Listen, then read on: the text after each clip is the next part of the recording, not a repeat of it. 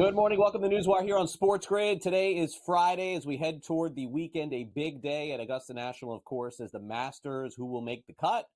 Who will end up going home? We'll find out later. Scott Farrell, Coast to Coast, will tell you all about that. 3 o'clock Eastern today. Here on this show today, we will talk some Major League Baseball. Matt Lutovsky will join us. We'll talk about the news that came out yesterday about Shohei Ohtani's interpreter. We'll also discuss that as well with our friend Matthew Waters from Legal Sports Report, and Coach Young has the very latest in the National Basketball Association with lots of games right now that are determining seeding for the upcoming NBA playoffs, which begin next week. But first, before we get to the NBA, let's start off with Major League Baseball, and it does look indeed, according to federal authorities, that Shohei Ohtani had no idea that millions and millions of dollars were being wagered by his interpreter, Ipe, who right now, federal authorities have filed a complaint against him for bank fraud, which can carry a maximum fine up to $1 million, up to 30 years in prison, according to federal sentencing guidelines. According to the U.S. attorney, he says, quote, "I want to emphasize this point. Mr. Ohtani is considered a victim in this case." Now, there is a very detailed story and reporting over on ESPN that shows text messages going back and forth from the interpreter, Mizuhara, and the alleged source, in this case, potential bookmaker, that shows hundreds of millions of dollars being wagered and requests for increase in wager amounts constantly over the course of 2 or 3 years. In fact, if you read the article, some of them very specifically are from the interpreter saying that this is the very last time that I'll need an increase in my wagers. And the very last time, over and over again, the interpreter clearly had a gambling problem. Needless to say, in debt, millions and millions of dollars to Ohtani. And unfortunately for him, the next decision will be from the federal authorities. He's expected to appear in U.S. District Court this afternoon with an arraignment date to be set. And so at least for the time being, the saga comes to an end. All right, now let's get over to college basketball. Yesterday, we thought that Kentucky was having a hard time finding their next college basketball coach. Not necessarily the case. They acted very quickly. Mark Pope is going to be named, in fact, just was named minutes ago, the new head basketball coach for the Wildcats. 51 years old is Pope, a 1996 graduate of Kentucky, and has coached BYU to 2 NCAA tournaments in his 5 years, including 23-11, with a transition to the Big 12 this past month. By the way, 110-52 record. That is great at BYU. 187-108 overall. He also coached at Utah Valley. So Mark Pope, former player, going to coach the Wildcats coming up next season. Meanwhile, in the National Basketball Association, the Minnesota Timberwolves, of course, headed toward what they think is going to be a playoff run. Karl Anthony Towns expected to return after his injury tonight against the Atlanta Hawks. He spent some time on the floor in full contact, 5-on-5 basketball activities, 22 points a game, 8 rebounds. The Wolves had a really good run, by the way, without him, 11-6 on the season and in the mid-50s in terms of wins. So Minnesota hoping that this is their year in the NBA playoffs. And if you're wondering how long it's been, it has been decades since the Minnesota Timberwolves. Maybe it's Kevin Garnett and Stephon Marbury. I mean, this is their best shot probably in the NBA playoffs. All right, so the WNBA draft is coming up, and it looks like the Indiana Fever is going to select Caitlin Clark, which is no surprise. And because of that, the Indiana Fever season ticket base seems to be on the increase. In fact, a 91% price increase on their tickets right now as it stands. Their home opener for the New York Liberty has seen a 50% price increase since she declared for the draft. This data is all according to SeatGeek, and certainly this has never been seen in the WNBA before. Maybe the closest thing you would say is LeBron James playing in the NBA. All right, also in basketball, the Pelicans, they did get the win they needed last night against the Kings, and so a better shot at the playoffs. They win 135-123. All right, full slate of Major League Baseball coming up this weekend. We had some rainouts yesterday, very light slate, but we're back at it today. One of the big stories coming out of baseball yesterday, very interesting, Jordan Montgomery, who was thought to be one of the most expensive left-handed pitchers on the free agent market, has changed agents. No longer going to be with Scott Boras. He's moving over to Wasserman, which is Joel Wolfe, and Nick Chanak, according to ESPN. And, of course, Montgomery got that deal that he was not expecting, which is a potential 2-year deal with Arizona, hoping for hundreds of millions, and instead got a lot less. There are some incentives and things of that nature as well. But interesting. We'll see if other different players who are represented by Scott Boras end up switching. By the way, the Kansas City Royals, break them up. They are on fire. They've won 7 games in a row. Bobby Witt Jr., 4 hits, 2 home runs, 5 runs driven in. Don't look now. Over on the FanDuel Sportsbook, Bobby Witt's got a shot to win this American League MVP. Last time they played this well, you got to go back to 88 and 85. Remember those Royals teams? Probably not. It's been a really long time since they've been good. Brady Singer, as you just saw, they're off to a good start as well. By the way, Baltimore Orioles also went to Boston and swept them. Another comeback. The bats are going crazy for them. 10th inning, 9-4 victory. The Orioles are playing fantastic baseball. Red Sox are not. And unfortunately for the Tampa Bay Rays, they placed infielder Brandon Lau on the injured list with an oblique issue, and it's a grade 1 strain. So don't expect to see him play for Tampa Bay for the next few weeks. All right, as we mentioned, we've got round 2 of the Masters in progress, and a very big surprise at the top of the leaderboard. A blast from the past. Bryson DeChambeau, who tees off around noon, is 7 under, followed by Max Homa and Scotty Scheffler. Scheffler hit some incredible shots yesterday as well. We'll see if Bryson can keep this going on day 2. He hasn't been this kind of contender on a PGA Tour event. Well, I guess the Masters is not necessarily a PGA Tour event, but he hasn't been this big of a contender, fair to say, in a long time. Rashi Rice has turned himself in to federal authorities on Thursday. Aggravated assault, one of the charges. Arrest warrants had been issued for aggravated assault, collision involving serious bodily injury. 6 counts of collision involving injury could face a suspension in the National Football League. All right, there is a podcast called Deep Cut. I don't know if you've heard of it before, but Tom Brady appeared on it. It's like a barbershop type podcast. Brady made some very interesting comments on this podcast, essentially saying he would not be opposed to returning to an NFL team, maybe at the end of the season, to play in the playoffs, and even referred to Michael Jordan. The podcast proposed a scenario where the 49ers may need a quarterback, Las Vegas Raiders, Patriots, who knows? Needless to say, maybe Brady isn't officially retired like he says. Meanwhile, Caleb Williams, Jaden Daniels, Drake May have been announced. They're going to attend the NFL draft. Folks, we have less than 2 weeks until that's our next big event here at SportsGrid, the NFL draft.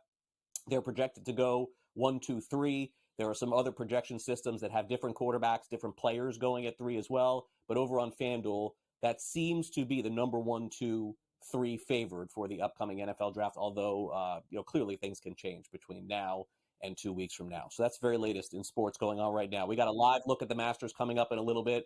But first, let's take a quick break. Matt Lutovsky is going to join us next. We'll talk about what this end game means for Shohei Ohtani. Can he move on from all this controversy and get back to where he needs to be? We'll hit on the Dodgers and Padres tonight and preview a couple of games in Major League Baseball. Stay with us here. This is SportsGrid on NewsWire, and I'll be right back after this.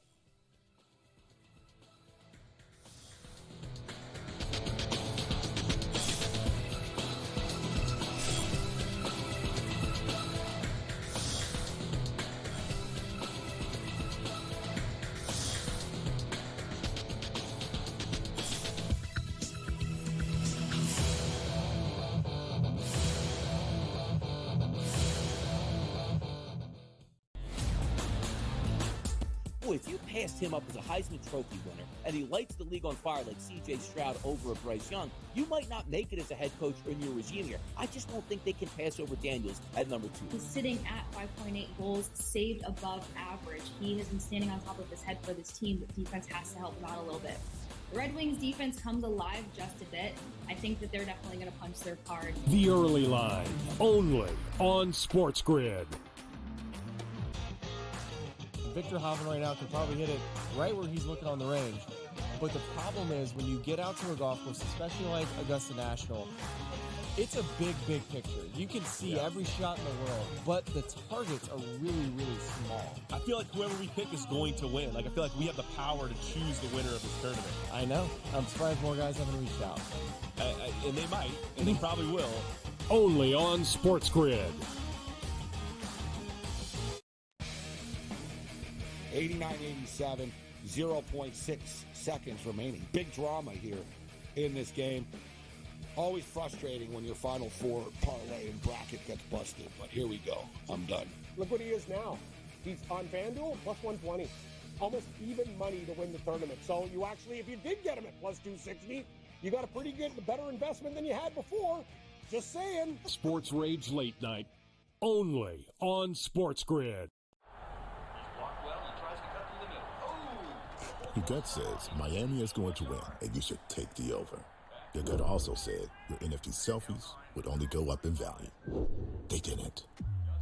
But your head is on SportsGrid and knows the QB is in concussion protocol. The backup has a 45 QBR listed zone coverage. The New York D has the most sacks in the league. So yeah, trust your head. It's smarter to be on SportsGrid. Anyone that's been to a sporting event, the atmosphere before a game, I think Game Time Decisions has that same exact atmosphere. This is our arena.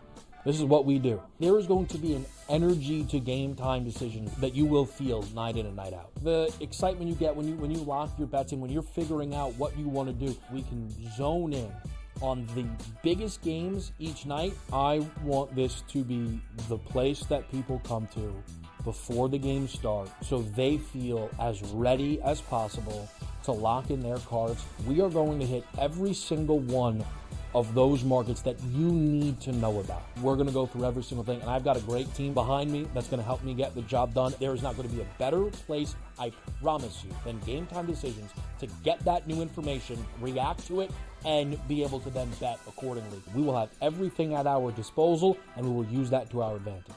I'm Kevin Walsh. Tune into Game Time Decisions from 6 to 8 p.m. Eastern on SportsGrid.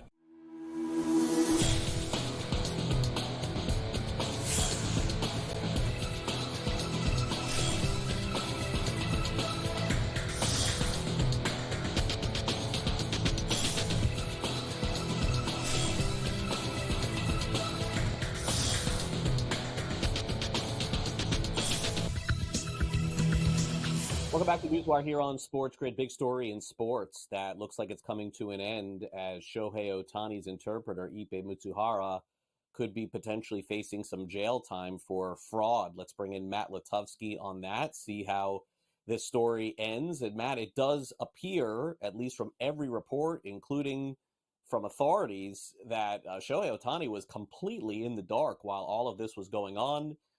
Ippei Matsuhara betting hundreds of millions of dollars in the end with Ohtani's money on credit. In some cases, it does appear like on most with a legal bookmaker.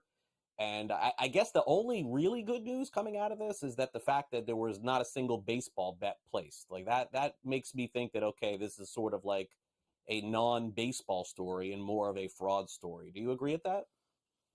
That's what it seems. This story, though, I think definitely has some more twists and turns ahead. There's still, I think, questions a lot of people have about the story, mostly just how he got access to Ohtani's accounts, how he was able to so freely move the money around and whatnot. So, this story right now seems like it's going to die down a little, which, of course, I think is what the Dodgers want. But there's still going to be more that's going to come out. It's still going to flare up from time to time. I'm sure there's still going to be details that just create a little bit of confusion and people are going to want answers to, because right now I'm not sure how many people are completely satisfied with what we've heard. But I think you're right. I think taking the baseball side of it, at least in terms of betting, off the table is a big deal and really helps, and certainly makes Ohtani seem much more like a victim in this whole case than maybe it would have originally, even with just that element included. So that part for Ohtani is good, for the Dodgers is good, given the investment they've made in him. They certainly don't want anything clouding his mind or for the future of the team. So still a very strange, very bizarre, very unexpected case to kick this year off for baseball's biggest star and one of baseball's most marketable teams. Yeah, no, look, the story is incredible. No matter whatever outcome they come to here, I'm willing to believe it. The only thing that I have a hard time wrapping my head around, Matt, no matter what the outcome is the fact that Ohtani never checked his banking, like to see that there was, hundreds of. I mean, to me, Matt, that's the only thing that I just can't get past it. I'm not saying you. Yeah, I'm not saying, Matt, that you or me or anybody else every second is checking their banking, because I know that's not the case. But to think that never over the course of several years did Ohtani look at his account and see, oh my gosh, there's hundreds of thousands of dollars being sent somewhere else. I don't know. I mean, I'm going to buy it. I'm going to agree with it, and I'm going to move on from it. But personally, I don't know anybody else that if that happened to, that they wouldn't sound the alarm on it. Yeah, not at that level, not at that amount. And even if we factor in the idea of, well, celebrities always have assistants or money people who handle this, and maybe you factor that in even more for someone who's relatively new to a country and has a lot going on in his personal life, it does seem a little bit, it seems questionable, let's put it that way, that sheer amount could be getting moved around all the time. So, like I said, there's still going to be questions to answer here and details that are going to come out that I think will probably shock us at some point. Yeah, over the course of years, too. Yeah, it's crazy. Dodgers, by the way, play the Padres tonight. They're still favorites to win the World Series, the NL, the West. Their win total is about the same. I don't think we've learned a ton about any team, Matt, at this stage of baseball. We're still 10, 15 games in. What we've learned most are injuries are affecting players and starting pitching in Houston and Atlanta and some other places as well. But in this particular game tonight, it's always a really good rivalry between the Padres and Dodgers. Total is 8.5 in this game. Dodgers huge favorites as they've been in virtually every game that they've played this season. But it's April, Matt, right? Like anything can happen in one game. Yeah, for sure. And I think, this is probably a bigger series for the Padres than it is the Dodgers. They want to kind of show, yeah, we're going to be there. We're going to be there all year. And it's, again, like kind of what you said, it's always tough this early in the year to really, look at what's happened and say, okay, I think this tells us this. I mean, it's April. But I think this is going to be a fun series. It's going to be a good little measuring stick series for the Padres once again to see where they're at competing with the Dodgers. And they're right there. I don't think they're that far behind in the grand scheme, but certainly as a team that could make the playoffs. And when like you mentioned, the Dodgers are as big a favorites as they are in every game, that makes me want to lean toward the underdog just because of the value involved. But certainly the Dodgers are still going to be there at the end of the year. They're still among the very best teams in all of baseball. So their futures, to me, whatever you thought of it at the beginning of the year, it's still what you should think of it now. And if you think there's value there, which I don't particularly, but if you do, then by all means, try to get access to Shohei Ohtani's bank account and make a few bets, I suppose. But it's going to be an interesting series. Yeah, hundreds of millions of dollars maybe on one game. Okay, so the offseason, it seemed to me, Matt, like the Players Association and the players were really unhappy with the way things went down with this lackluster free agency of players, some players waiting till February and March to sign. And then we had, some fighting with the leadership of the Players Association. And I don't know that this correlates to, Jordan Montgomery leaving Scott Boras, but certainly the Boras clients really waited until the end to sign. And look, all of them are going to be set for life in terms of their families with the money that they got. I mean, you're talking about $25-30 million for Blake Snell and Jordan Montgomery. But, obviously Montgomery was not happy with the outcome after the year that he had last year and going very deep and winning the World Series with the Texas Rangers. He thought, I would imagine at the very least he'd get $100 million. Or projections were $150-200 million for him, but he ends up signing the short-term deal with the Diamondbacks. And I think that for the first time, maybe, Matt, we're seeing a little, crack here in the Scott Boras legacy here, I guess, needless to say. First time ever I can remember that we discounted some of what was happening with his clients, and that ended up coming true in the past. Remember with some of the other guys, they ended up signing for hundreds of millions. It was just late in spring training. Do you feel the same way, or was it just a one-year write-off there? Yeah, it's always tough to tell with these situations, but I kind of agree with you. And you look at someone like Montgomery, I mean, this was the chance. I mean, you're probably not going to get a better year than what he had, the way it finished, the success he had personally, the success his team had. And you think this is the time I get that big one. And, like you said, he's still very wealthy. He's still got a chance to sign next year, the next 2 years for another huge deal, but certainly not happy. And I think you can understand that when you factor in what he wanted to sign for and what he did. I wonder how much of that, at least with the pitchers, has to do with this rash of injuries we're seeing, which isn't exactly new. It just seems to be a brighter spotlight on it. And if teams are adjusting, their approach with pitchers and giving out those mega deals. So it might just be a confluence of factors here, but certainly Montgomery wasn't happy, and you can kind of understand why. Yeah, I would agree. We talk about April. Let's get to the most positive story of April. It has to be the Kansas City Royals with the way that they're playing.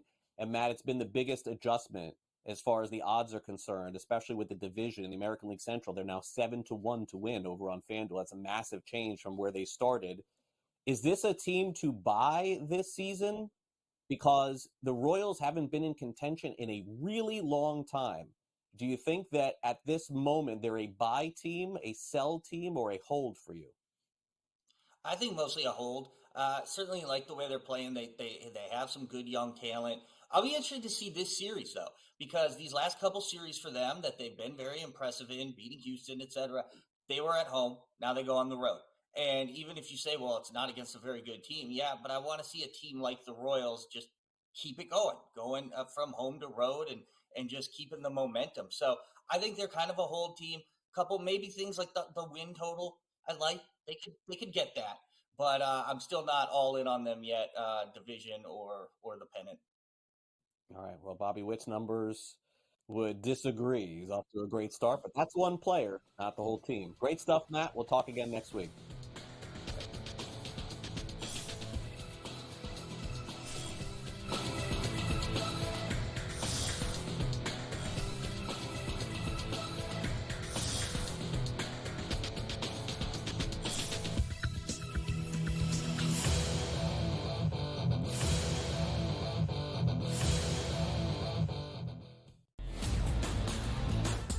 If you passed him up as a Heisman Trophy winner and he lights the league on fire like CJ Stroud over a Bryce Young, you might not make it as a head coach or in your regime here. I just don't think they can pass over Daniels at number 2. He's sitting at 5.8 goals saved above average. He has been standing on top of his head for this team, but defense has to help him out a little bit. The Red Wings defense comes alive just a bit. I think that they're definitely going to punch their card. The Early Line, only on SportsGrid.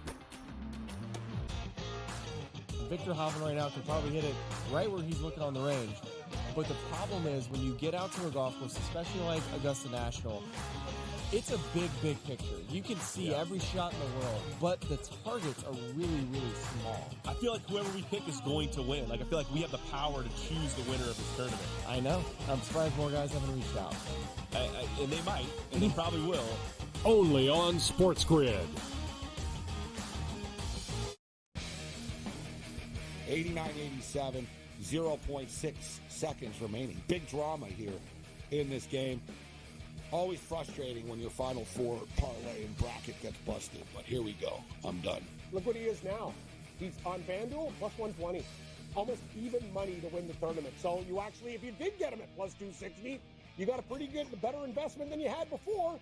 Just saying. Sports Rage Late Night, only on SportsGrid. Your gut says Miami is going to win, and you should take the over. Your gut also said your NFT selfies would only go up in value. They didn't. But your head is on SportsGrid and knows the QB is in concussion protocol.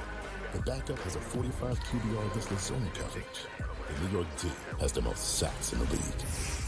So yeah, trust your head. It's smarter to be on SportsGrid. Anyone that's been to a sporting event, the atmosphere before a game, I think Game Time Decisions has that same exact atmosphere. This is our arena.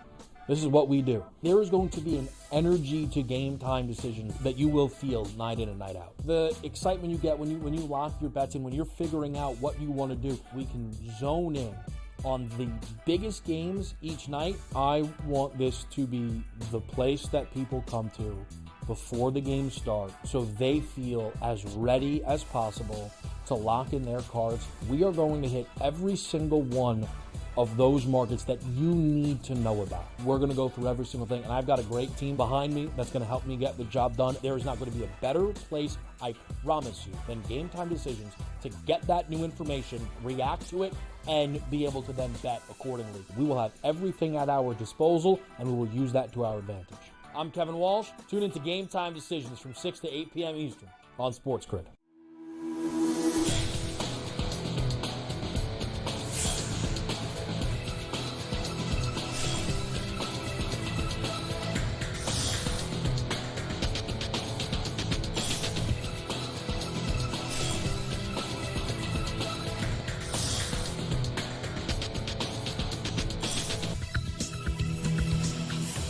Welcome back to NewsWire here on SportsGrid. Matthew Waters is with us today from Legal Sports Report. We'll go over any updates that Matthew has from a potential add of the state of California to the sports betting calendar. But first, we go over the top story of the day, which does appear that Shohei Ohtani was very much a victim in this sports betting situation with his interpreter, Ippei Matsuhara. And, Matt, in the end, it does, certainly look like Mitsuhara was just a really bad sports bettor, someone who was clearly, if all this is true, addicted to sports betting, wasn't getting any help from the bookmaker in this case because he kept asking for increases. They kept giving it to him, and in the end, hundreds of millions of dollars is going back and forth here, at least in credit. And Ohtani is apparently the victim of all of this, without any knowledge whatsoever that the money is leaving his account. It's sort of a crazy story, but if the district attorney is saying this, what else is there to say? Right. Yeah, look, the story is wild, like you said, to consider that Shohei never inquired once over those years about just how his money's looking. But outside of that, I can tell you that sports books, the sports betting industry as a whole, and the MLB are thrilled that it is looking like Shohei Ohtani had nothing to do with this. Look, legal sports betting didn't need another ugly knock when talking about sports betting in general. And we still have the ugly story, obviously, about what's going on with eBay, but legalized betting necessarily wouldn't have stopped that, right? There's always going to be an illegal bookmaker floating out there somewhere, ready to take money that the legal books just aren't going to take. eBay really would have had a hard time moving any kind of significant money without having to prove where those funds were coming from had he been betting with a legal book. And so it's not like he would have been betting with anybody legally operating in California anyway. So when I hear people using this as an argument for legal betting, it's it's a bit of a red herring. But I can tell you that definitely everybody involved with sports betting this morning is feeling better that it doesn't look like Shohei was directly involved in this.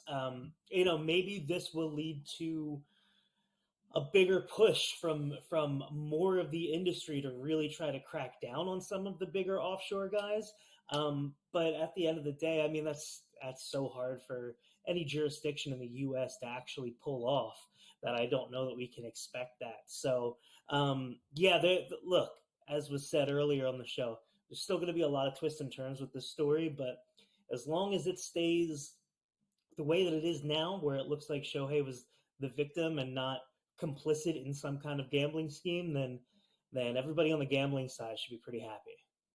Yeah, and in addition to that, the fact, as I said earlier in the show, Matt, that it's very clear, at least according to this investigation, that there wasn't a single bet on any games in Major League Baseball. And so that kind of can move to the side. And even if there is more salaciousness to it, I mean, in the end, part of this, it could end up still being bad for somebody who knows. But, that's what they were most worried about, is that Ippei had access to, specific, information, maybe injuries with the Angels or whatever it was, could potentially have used that. At least he knew enough not to do that. Right, Matt. But in the end, not the sharpest tool in the shed, this guy, to begin with. It's actually, I got to tell you, it's actually sort of shocking that baseball was not involved in this. And he got to the point, at least according to this ESPN report, I don't know if you read the article, I'm sure you did, but the article where he's constantly texting the bookie, can you give me another increase? Can you give me another increase?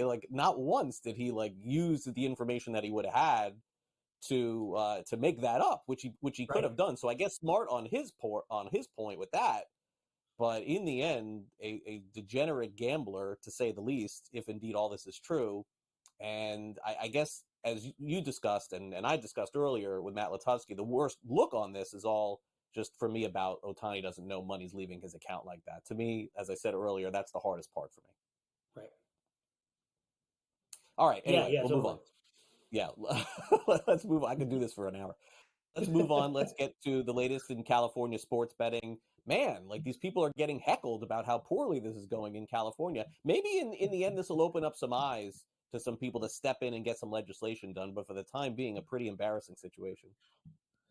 Yeah, you know what, California, it's funny to have it in the spotlight with such a big story, like the Shohei issue, because California sports betting in general is just such a cluster of a situation that it doesn't really need any more negative light to come down on it. But look, we have the Indian Gaming Association trade show going on this week, and the two sides, the commercial side and the tribal side, they're finally playing nicely, Craig. And that's really what you want to see for online sports betting in California. If you're a California resident, you want to bet on sports in California and you want to do it with the best possible products, then this is what you want to see. You want to see everybody playing nice. People were lighthearted about it, about the fact that the commercial side went so hard against the tribal side, and in the end we're destroyed by the tribal efforts. And the commercial side had to kind of learn the hard way that gaming in California is going to go the way that the tribes want, and that is being made clear this week as well. Amy Howe of FanDuel is there. FanDuel and DraftKings co-sponsored the trade show, which is not something that would have happened in past years. But tribal leaders are still being very clear, saying, look, you are going to come in and you are going to be a partner. This is a product that you are going to offer and we are going to put out. You can run the sports betting, you can do whatever you want, but you are not going to be the company that is in charge. And so there's still a lot to figure out when you think, well, how exactly is that going to work? If the biggest casino in California partners with, one of the biggest operators that clearly wants their name on the app, are the tribes going to go for that? Or are they going to say, no, we want this to be X and Y casino and sponsored by DraftKings, real small on the bottom, or, however it may go. So there is a lot of stuff to still iron out for the way that this looks. And remember, the tribes don't want to open mobile betting immediately. Their perfect situation would be in 2026, voting on something that allows for retail betting, and then in 2028, opening up to mobile betting. And clearly that isn't what the industry is going to want. We have enough data now from enough jurisdictions that say you need mobile betting and you need remote registration to get the most out of your market. So there's going to be a lot of back and forth, still a lot to talk about, a lot to be discussed, a lot to figure out, but commercial and tribal are on the same side finally, and that is a good thing for California and those that want to bet legally on sports there. Okay. And I would say that if California can get their act together, then DraftKings would be huge fans of that, although the tribes will be involved. And on DraftKings note, according to this survey, and obviously I'm very curious as to how they derive this, Matt, but Truist Securities places DraftKings as the clear winner in terms of the sportsbook market. So I always want to know more about who's doing the survey and what the qualifications were. I know that everybody has their own different standards for what they believe to be great sports books or not. How did they come to this conclusion, Matt? Yeah, it's kind of interesting because the numbers point toward DraftKings being the clear winner, as it was put by Truist analyst Barry Jonas. But then when you kind of look into it, he goes on to say that the two brands are largely equal. Look, the way that they looked at it was basically there was a crossover of people that bet with both DraftKings and FanDuel. And so they tried to shake out, okay, well, what do you like about this? What do you like about that more? And the fact is that they kind of picked the same things. 35% of the people that picked DraftKings said that they go there for better odds. Well, 41% of the people that picked FanDuel said that they go there for better odds. Right. 34% of the people that said DraftKings said they have easier deposits and withdrawals. Well, 36% of the people at FanDuel said that. So I think it shows that DraftKings and FanDuel are largely 1 and 2. And, in the consumer's mind, I think you can kind of put 1 or 2 on either of them, and they would say, yeah, okay, as long as they're both 1 and 2. But out of this Truist survey, I think the most interesting thing that we see is the information on ESPN Bet.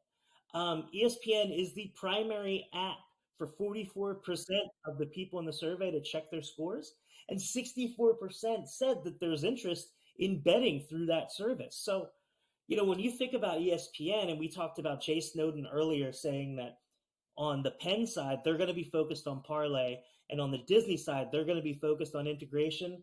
Man, if ESPN can nail this integration, if they can get it right, Craig, there are a lot of people out there that are saying, yeah, we'll give it a try. We'll see. Right. It could become my primary sports book. So true. Yeah. We have a long wait to see if that actually shakes out. But, coming at the beginning of football season, we're going to find out soon if ESPN can actually do this.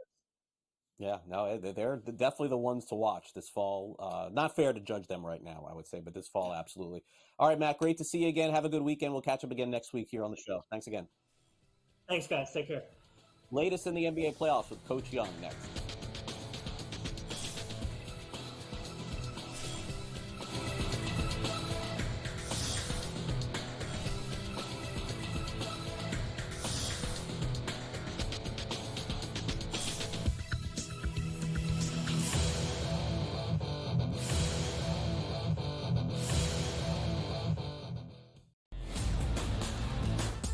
If you passed him up as a Heisman Trophy winner and he lights the league on fire like C.J. Stroud over a Bryce Young, you might not make it as a head coach in your regime here. I just don't think they can pass over Daniels at number 2. He's sitting at 5.8 goals, saved above average. He has been standing on top of his head for this team, but defense has to help him out a little bit. The Red Wings defense comes alive just a bit. I think that they're definitely going to punch their card. The Early Line, only on SportsGrid. Victor Hovland right now can probably hit it right where he's looking on the range. But the problem is when you get out to a golf course, especially like Augusta National, it's a big, big picture. You can see every shot in the world, but the targets are really, really small. I feel like whoever we pick is going to win. I feel like we have the power to choose the winner of this tournament. I know. I'm surprised more guys haven't reached out. And they might, and they probably will. Only on SportsGrid. 89-87, 0.6 seconds remaining. Big drama here in this game. Always frustrating when your Final Four parlay and bracket gets busted, but here we go. I'm done. Look what he is now. He's on FanDuel, plus 120. Almost even money to win the tournament. So you actually, if you did get him at plus 260, you got a pretty good, better investment than you had before. Just saying. Sports Rage Late Night, only on SportsGrid. Your gut says Miami is going to win, and you should take the over. Your gut also said your NFT selfies would only go up in value. They didn't. But your head is on SportsGrid and knows the QB is in concussion protocol. The backup has a 45 QBR against the zone coverage. The New York D has the most sacks in the league. So yeah, trust your head. It's smarter to be on SportsGrid. Anyone that's been to a sporting event, the atmosphere before a game, I think Game Time Decisions has that same exact atmosphere. This is our arena. This is what we do. There is going to be an energy to Game Time Decisions that you will feel night in and night out. The excitement you get when you lock your bets in, when you're figuring out what you want to do, we can zone in on the biggest games each night. I want this to be the place that people come to before the games start so they feel as ready as possible to lock in their cards. We are going to hit every single one of those markets that you need to know about. We're going to go through every single thing, and I've got a great team behind me that's going to help me get the job done. There is not going to be a better place, I promise you, than Game Time Decisions to get that new information, react to it, and be able to then bet accordingly. We will have everything at our disposal, and we will use that to our advantage. I'm Kevin Walsh. Tune into Game Time Decisions from 6 to 8 p.m. Eastern on SportsGrid.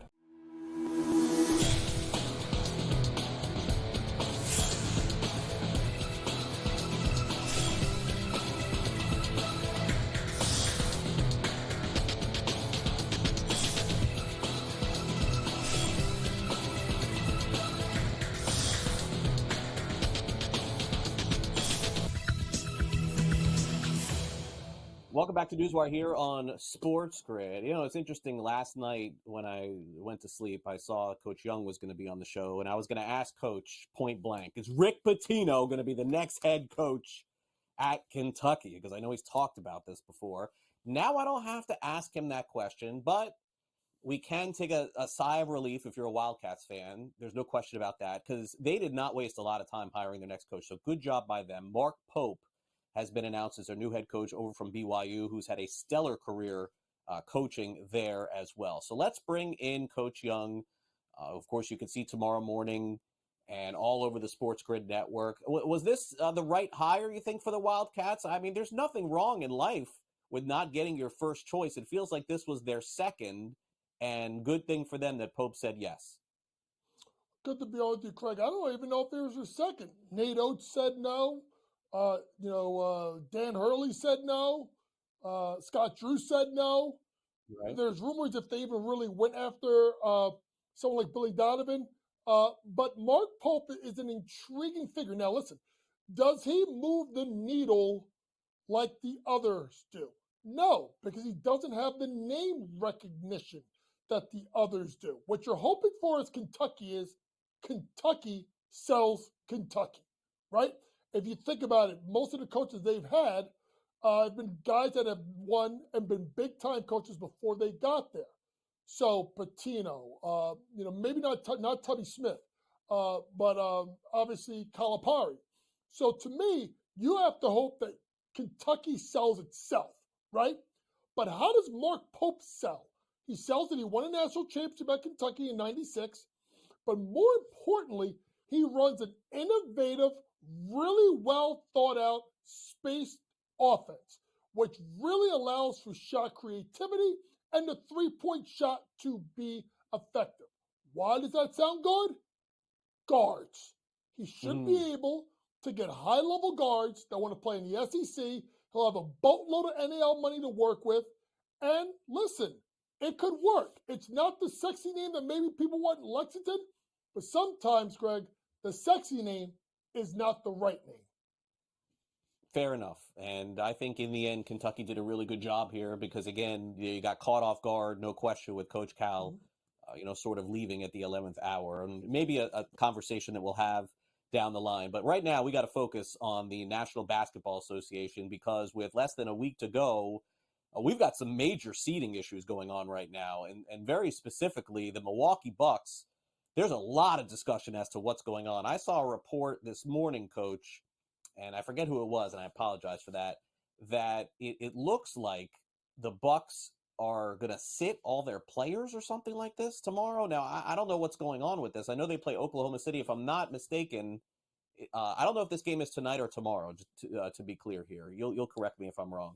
But Giannis is going to be out rest of the regular season. I saw Lillard may not play as well. And if that is the case, what are the Bucks trying to accomplish here? Is this specifically rest? Are they trying to avoid Philly, the Heat? I mean, these play-in teams may be better than some of the mid-seeded teams in the NBA East. You make a really good point here, and this is where it gets interesting to say the least, right? A Milwaukee Bucks team with 31 losses, one game ahead of the New York Knicks, and a Knicks team that went on the road last night and won in Boston. So now you're Milwaukee, right? You got Giannis out for a while. Now, what do, right? They got a game versus Oklahoma City. Now, this is significant, Craig, because Oklahoma City right now is tied for second with Minnesota. So does Oklahoma City want to go get the 2 seed? So you have to start looking at not just the team playing, but who they're playing against and what do they have to play for.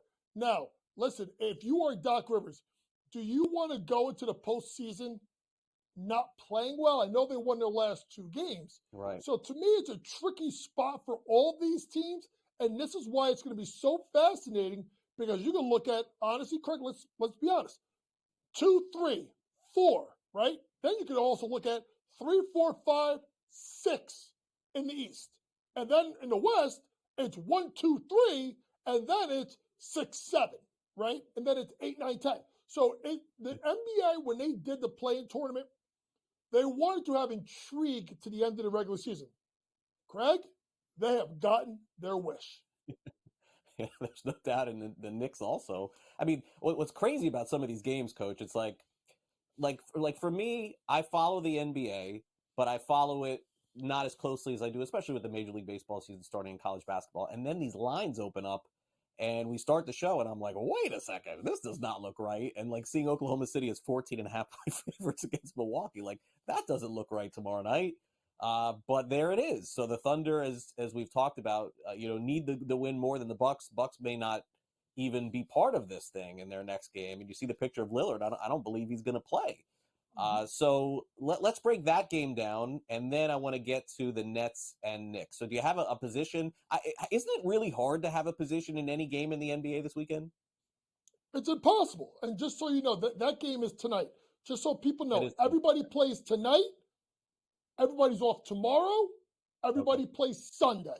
So just want to make sure it's clear. But listen, think about this. Milwaukee, this is just on the 11:30 report from the NBA. Giannis, obviously, we know he's out. Lillard, doubtful. Lopez, questionable. Middleton, questionable. Portis, questionable. You go questionable, because then you go from questionable to doubtful to out. So to me, this is just moving. And listen, Vegas knows if they're hanging a line of 14.5, they're telling you right then and there that these guys are not playing. So to me, when you look at this game, I wouldn't look at laying the 14.5 points. If you want to take first half Oklahoma City, hope they jump out to a big lead, take it there. If you want to take first quarter, where the starters should be in, go for that. If you think about it, Mark Daigneault, if he wants to go for the 2 seed, is going to play his guys at least the first half to try and get a blowout win. Look at first half or first quarter for OKC. All right. Nets-Knicks tomorrow, always a fun game, but the matchup says the Knicks need this really badly and going to put the foot down. 10.5-point favorites over Brooklyn tomorrow. Battle of the 2 seeds, clearly, with the Knicks winning this game, it really puts them in the driver's seat.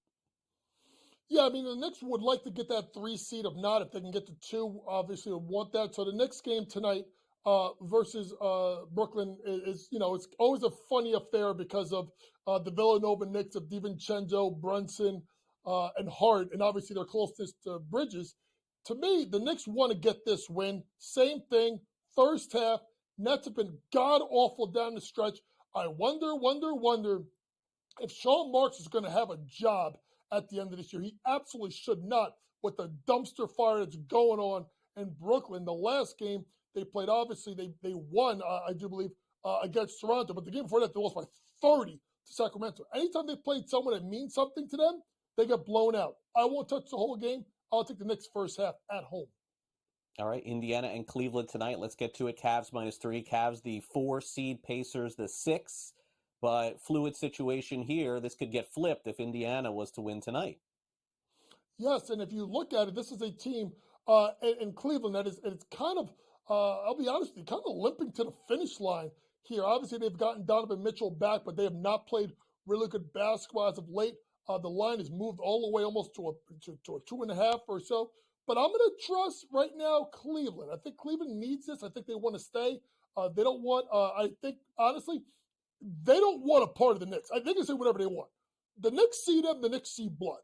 And you saw what they did to them last year in the playoffs. This is an important game for Cleveland to try and secure and try to hold off that 4 seed. I do like Cleveland at home tonight. Karl Anthony Towns should be back for Minnesota tonight. They're 13-point favorites over the Atlanta Hawks. Best season for the Timberwolves coach in a long time. And we'll see how they do in the playoffs. I feel like Atlanta, coach, they're in the spot every single year. Like borderline playoff team. Is Trae Young going to go off for 50 and push them through? Or is he not and they're going to get knocked out? It's like every year the last 5 years it feels like. But Karl Anthony Towns being back from Minnesota is very big deal for them. Again, another huge spread in the NBA. And I think this is just, it's so difficult for me to take a position on these. Is this the same thing where you take Minnesota in the first half? But I know Atlanta needs this win too. Well, technically, no. Atlanta, I think, is stuck at 10 no matter what happens the rest of the way. They got 2 games left, 2 behind Chicago. Meanwhile, Minnesota right now is tied for second with Oklahoma City. So we think Oklahoma City is going to win today versus Milwaukee. That's important for Minnesota to turn around favor and win as well. Now, I won't touch this with the spread because in the whole game, but maybe the first half. Think about this, Craig. As of 11:30, Sadiq Bey out. Clint Capella, questionable. That means he can be out. Jalen Johnson, out. Wesley Matthews, out. DeJounte Murray, questionable. Okongwu, out. And Trae Young just got back. And if Trae plays, they're not going to play him a ton of minutes because they got to get him ready for the playoffs. So to me, this is another spot where you look at Minnesota. The only body question is Karl-Anthony Towns should be back. Everybody else is listed on the 11:30 injury report is playing. So to me, first half again, Minnesota jumped out to a big lead, gets their guys out. And then the second half, especially the fourth quarter, they play the bench guys. I would do this by half or quarter. Now, one thing I want to tell people, if it's something where the game is really close at the half, don't play the whole second half. Maybe just play the third quarter for the team to jump back out to that big lead and then get out of the position. Don't stay in a position a whole game or a whole second half for a big spread when you know at some point the bench is going to come in the game and you may get hit with a backdoor cover. Gotcha. All right, Coach. Great stuff as always. Appreciate you coming on the show. We'll catch up again next week. Sounds good. Thanks, Greg. All right. Let's check in on the Masters tournament right now as Tiger Woods is through 4 holes at Augusta in round 2. And he is right now 1 over par for the tournament. So the thing that we're keeping an eye on, and I'm sure on Coast to Coast later today, they'll clue you in on, is right now it's sort of hard to get a gauge because they started late yesterday as to where the cut is going to be for the weekend. Now, usually, since we still have so many players that haven't even teed off yet, we're not going to probably know until mid-afternoon today. So as far as Tiger is concerned, I know he was minus 118 to either make or miss the cut over on FanDuel. Seems like he's kind of right on that border as it stands right now. I feel like even or +1 may get him into the weekend. But Bryson DeChambeau, who has not teed off, still in the lead at 7 under. Scotty Scheffler, 1 stroke behind. He has not teed off either. And I'll give you a live leaderboard when we get back after the break, and that's what we'll do now. So, folks, just a reminder here, tomorrow morning, right here on SportsGrid, you can catch our Fantasy Sports Today show. Tomorrow, you'll have George Kurtz on with Davis Maddock, and then on Sunday, it's Joe Pisapia and Matt Stryker. And if you want to know anything more about SportsGrid, our schedule, our hosts, just get out your phone. You can scan this QR code, and right there, that downloads the SportsGrid app absolutely free.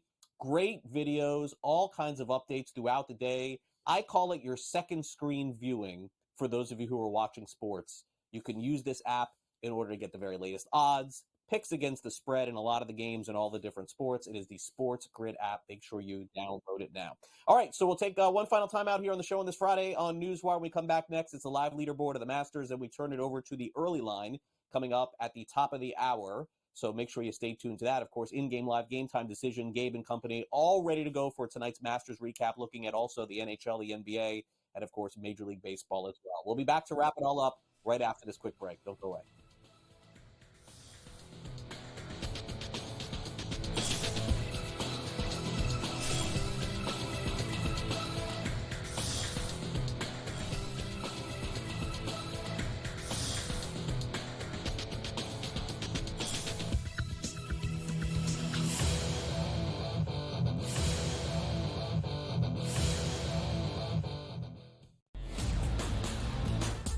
If you passed him up as a Heisman Trophy winner and he lights the league on fire like C.J. Stroud over a Bryce Young, you might not make it as a head coach or in your regime here. I just don't think they can pass over Daniels at number 2. He's sitting at 5.8 goals saved above average. He has been standing on top of his head for this team, but defense has to help him out a little bit.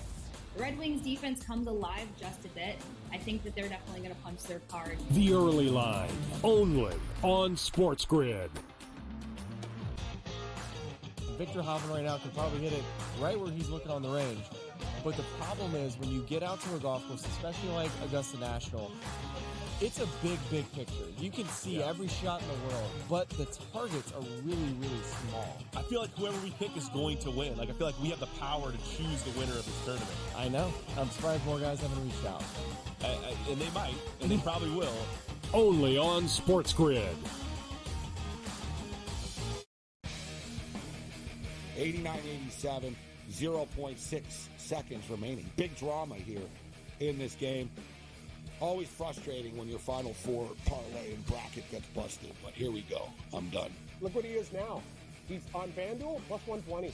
Almost even money to win the tournament. So you actually, if you did get him at plus 260, you got a pretty good, better investment than you had before. Just saying. Sports Rage Late Night, only on SportsGrid. Your gut says Miami is going to win, and you should take the over. Your gut also said your NFT selfies would only go up in value. They didn't. But your head is on SportsGrid and knows the QB is in concussion protocol. The backup has a 45 QBR against the zone coverage. The New York D has the most sacks in the league. So yeah, trust your head. It's smarter to be on SportsGrid. Anyone that's been to a sporting event, the atmosphere before a game, I think Game Time Decisions has that same exact atmosphere. This is our arena. This is what we do. There is going to be an energy to Game Time Decisions that you will feel night in and night out. The excitement you get when you lock your bets in, when you're figuring out what you want to do, we can zone in on the biggest games each night. I want this to be the place that people come to before the games start so they feel as ready as possible to lock in their cards. We are going to hit every single one of those markets that you need to know about. We're going to go through every single thing, and I've got a great team behind me that's going to help me get the job done. There is not going to be a better place, I promise you, than Game Time Decisions to get that new information, react to it, and be able to then bet accordingly. We will have everything at our disposal, and we will use that to our advantage. I'm Kevin Walsh. Tune into Game Time Decisions from 6 to 8 p.m. Eastern on SportsGrid.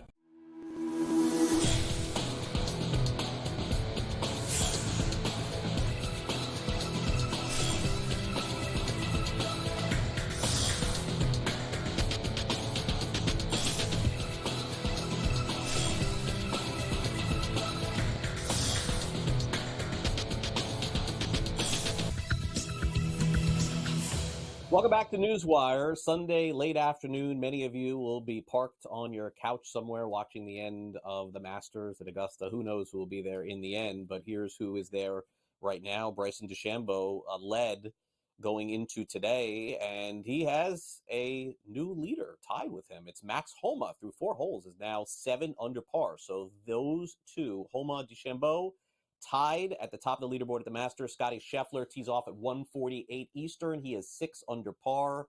He'll be in it. We know that. Cameron Young is 5 under par through 6 holes, and also Cameron Davis. So 2 Camerons. How about that? 3 under par through 12. So that's where we're at.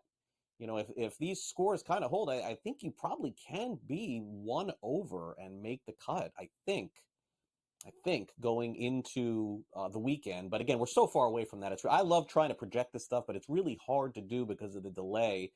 Here are the notable tee times coming up later. We have Patrick Cantlay at 1:12 Eastern, Justin Thomas at 1:24, Scotty Scheffler at 1:48. We also have, let's see here, Fitzpatrick at 1:36. Rory at 1:48, Victor Hovland at 2 o'clock Eastern. And I know most of you are also wanting your Tiger Woods update. Fair enough. Let me take a look here from my trusty Masters leaderboard. I have Tiger Woods here at 1 over par for the day and even for today. So he through 4 holes is like right there, and you know that they're rooting for him to get in as well as everybody else. But that's sort of, I mean, kind of borderline as it stands. All right. Anyway, enough pontificating. That'll do it for the show today. Thanks to Matthew Waters from Legal Sports Report, and also thanks to Coach Young, as well as Matt Lutovsky. Those were the guests. Our associate producer, Frank, our producer, Michael Cohen. Michael is heading on vacation next week, so have a great time. But I'll be right back with you Monday morning, 11 a.m. Eastern, for our next edition of NewsWire. Early line next, followed by Pharrell Coast to Coast, 3 o'clock Eastern. I'll see you back after the weekend. Have a great one.